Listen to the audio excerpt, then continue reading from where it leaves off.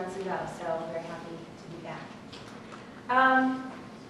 I never dreamed about becoming a teacher. And school came pretty naturally to me. I got good grades, I was on the honor roll, and I know now that that was really a gift. And yet I've been drawn to work that I do with youth, whether that is in summer camp programs, working in after-school daycare, to coming to SIT and becoming a facilitator of international youth programs, and finally now as a classroom teacher just down the road in Putney, Vermont. And each experience has shaped the way that I view education and has led me to think critically about my role in facilitating learning.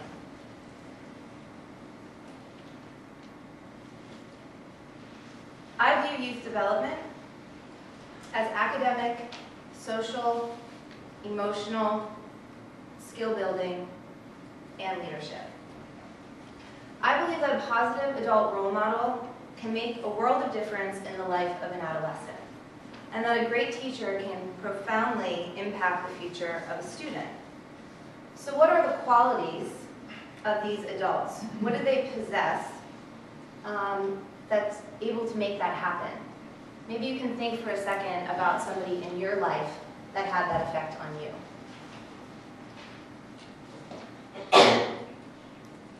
For me, one of those people is Caroline Lewis. Caroline believes that education is not the filling of a pail, but the lighting of a fire. And Caroline is like fireworks. She is bright, she's colorful, she's loud. When you're around her, you get a smile on your face. But more than that, my relationship with Caroline is about how she makes me feel when she is absolutely committed to making me believe that anything is possible. And that feeling and that relationship that I have with her, her being my mentor for over 7 years, is truly a very special gift.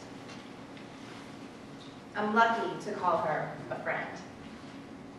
With her encouragement, and as I said, working alongside her in the field in education in a botanical garden, she encouraged me to talk with my boss about sending me to Chiang Mai, Thailand for a course in Certificate of Practical Horticulture. So I would be getting certified as well as doing a trainer of trainers for the certification. And luckily, the proposal that I submitted was accepted, and so that is me in Thailand. I was the only American on this trip. There were about 12 of us, many from Southeast Asia, a couple from Europe, and I was very much a fish out of water. But this experience, this really was, I think, the most pivotal experience for me of how I came to SIT. I was learning, like I said, in a cross-cultural environment. We were doing classroom skills in the morning and then going out into the field, doing practical work in the afternoon. And I saw this idea of taking practical skills and being able to apply them in a context that could be replicated over and over. Brilliant. I thought, I can do this.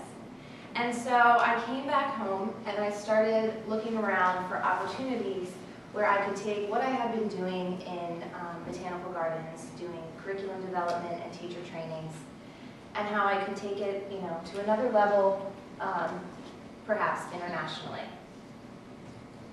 So I arrived at World Learning with 10 years experience in teaching and curriculum development. And I was full of hope, and I wanted to find a connection between education and sustainable development.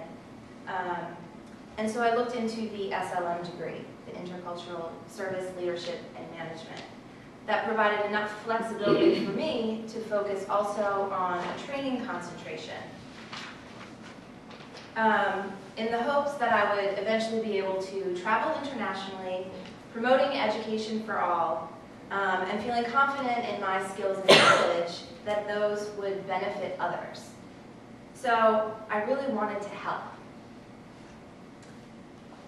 At SIT, going through a lot of the coursework, especially with people like Rylan and Ken Williams and McCoy, I began to see what the problem was with my good intentions. And I knew that I needed to do a lot more self-work before I could take my ideas out into the world. I needed to realize that I didn't have all of the answers. So one of the courses that was really influential for me, and a lot of people in this room I'm sure are very familiar, was TEDx with Rylan White. And at SIT, this is sort of, common knowledge. We are learning by doing. It's the experiential learning cycle. But it was really in TEDx, and specifically Barnga, a game that we played, cards, sets of instructions, you play in silence. And after debriefing and going through, reflecting on the experience, our conversation went from a card game to talking about cross-cultural communication and culture shock. And for me, this was an aha moment that you could intentionally design an experience for learning that could translate into much broader, bigger issues.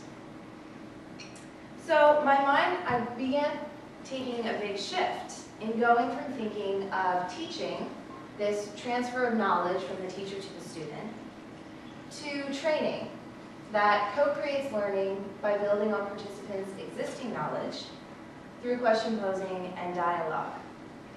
And so in teaching, I actually was pretty comfortable that I had the answers and that I had a way of delivering knowledge that my students were receptive to. In training, I'm a lot more vulnerable, and that's not a place that I like to be.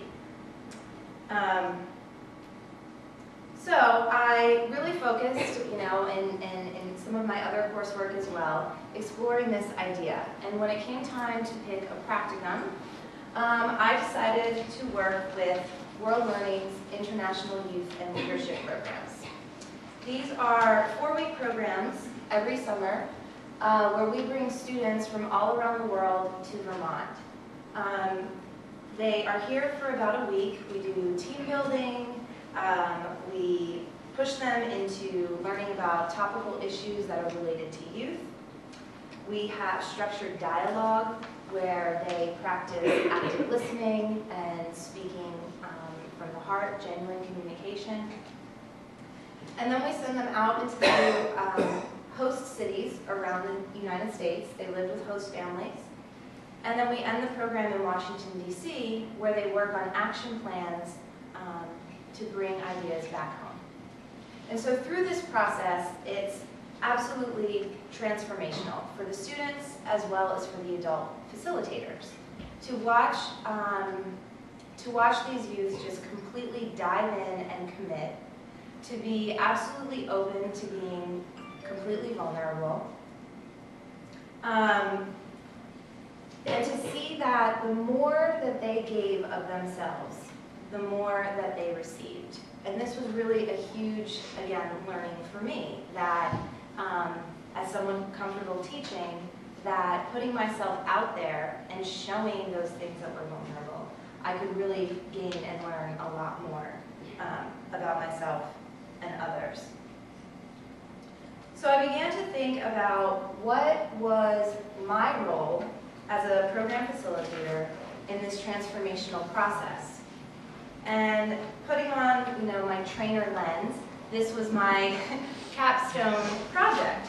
And I used my practicum experience to think about this. What are these competencies that these adults have?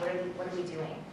And so reflecting on my youth program piece, as well as I continued on at SIT as a teaching assistant for a foundations course, as well as for the youth program leadership course, which the students affectionately called gym class, because we do a lot of games and team building. And so I really, was trying to think critically about what was happening in those classes, what were we doing, and how are we, going through this process. I also, as I mentioned, like with my relationship with Caroline, that I assume that most adults that choose to work with youth have a level of understanding and affinity towards young people. However, it's also been my experience that just because you like kids doesn't mean that you know how to talk to them or relate to them. Similarly, I believe that most teachers have a lot of knowledge about pedagogy and theories and content, but aren't always the best at motivating their students to want to learn. So a competency-based approach or a training curriculum, I thought that would target these specific areas for adults around skills, as well as examining their attitudes and awareness and language towards youth would greatly improve the outcomes for both the adults and the students. So the competencies, again, these are TEDers will be familiar: knowledge, skills, attitudes, awareness, and language. And I am a teacher, and so you do have handouts scattered around the room if you want to take a look at what I developed. So I shared this competency work with the youth program leadership class, specifically focusing on the attitude awareness part, and we did a mind mapping activity. So in mind mapping, I give you a word to start with, and then you it's like a visual brainstorm where you put all of those ideas on paper and make these associations. So the words that the SIT graduate students in the youth program leadership class were given was high school, juvenile, teenager, student, and youth. And the words that came back were things like obnoxious, rude, lazy, manipulative, defiant, drama, experimentation, shady. And so, I began to think about, well, wow, we really are kind of part of the problem, that if this is what people who have chosen to work with youth, who are in a class about youth leadership, when I ask them to put a word down on paper, this is what comes out. I had the opportunity this past summer when I did youth programs again to do the same activity with youth themselves, with a group from Mexico. And they had the same words, or very similar. And so I was thinking about, really, as adults, that what we're projecting out, or maybe even what we're holding inside, is very much mirrored in our students, that they internalize that and then begin to kind of own that. A friend of mine, go back to this. So the application there for youth development, the idea that teachers' attitudes towards students do significantly shape the way that they see themselves. And that preparing teachers to work with students from different backgrounds and to think about what they're bringing would really be a beneficial way to go. A friend of mine recently gave me a resource by Charlie Appelstein called "There's No Such Thing as a Bad Kid."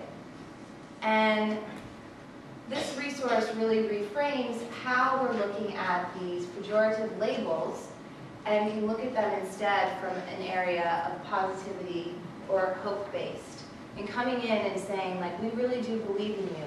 No, okay, so maybe what was obnoxious is just a good way at pushing people away. Or instead of being rude, you're really good at affecting people. You're not lazy, you're conscious about things. And so it's kind of funny, but it's also, I think, true that how you approach it makes a really big difference. And how students receive it then will also be different.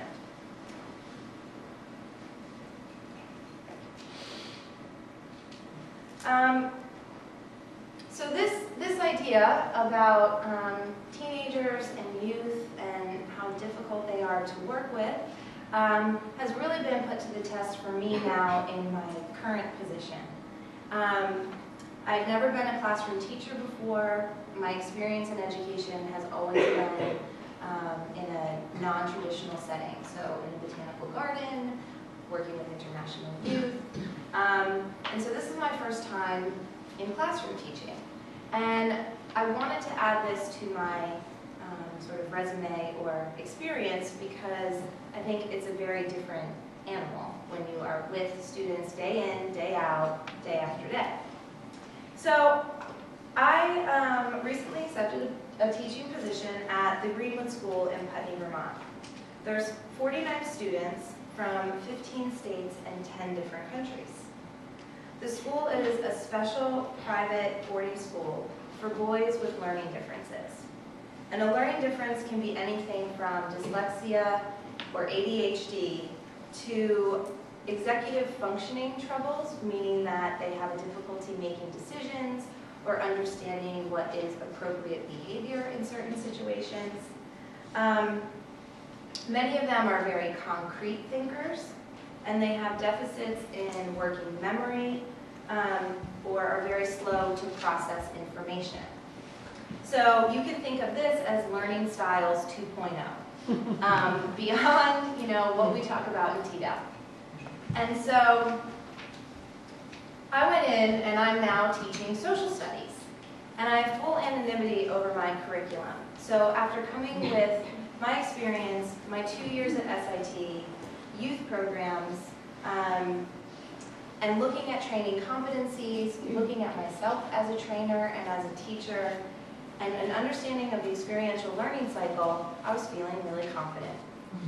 I also know the boys because I worked there last year on the residential side, so I have some relationships with them. And so I came in and I'm teaching conflict styles, and I'm teaching, having the boys look at their personal histories and create timelines of significance events in their life. And we're playing group juggle so that we can formulate classroom norms. And we have current event Fridays. And the boys are all looking at me like I have two heads, right?